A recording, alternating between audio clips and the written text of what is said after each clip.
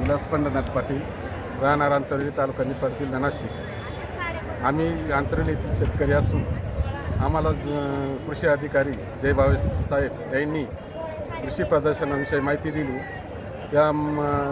तसेच त्यांनी कृषी शासनाच्या वतीने मोफत बस आहे असे सांगितले. त्यामुळे आमच्या गावातील 30-35 शेतकरी या प्रदर्शनासाठी येऊ शकले व प्रदर्शन पाहण्यासाठी आम्ही जेव्हा गेलो तिथे प्रत्येक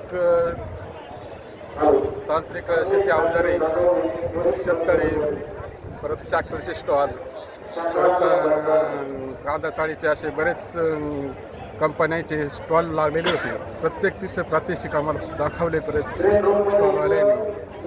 तसेच बरेच पावडर म्हणजे कीटकनाशके पावडर यांचे स्टॉल लागलेले होते. परत महिला बचत गटांचे स्टॉल लागलेले होते. त्यांनी भरपूर उद्योग वेगवेगळे उद्योगाचे ते केलेले होते.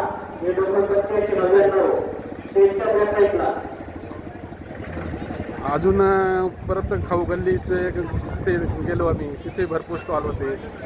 तसेच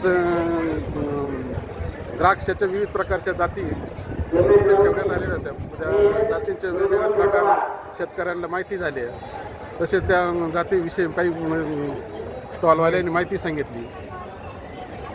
असे भरपूर प्रकारची माहिती शेतकऱ्यांना तांत्रिक या नवीन या युगामध्ये माहिती मिळते या कृषी प्रदर्शनामुळे. त्यामुळे मी शासनाचे खूप आभारी आहे.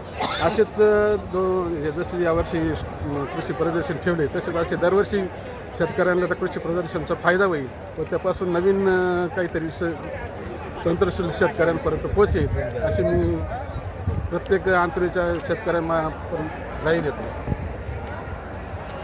एवढे बोलून संपत.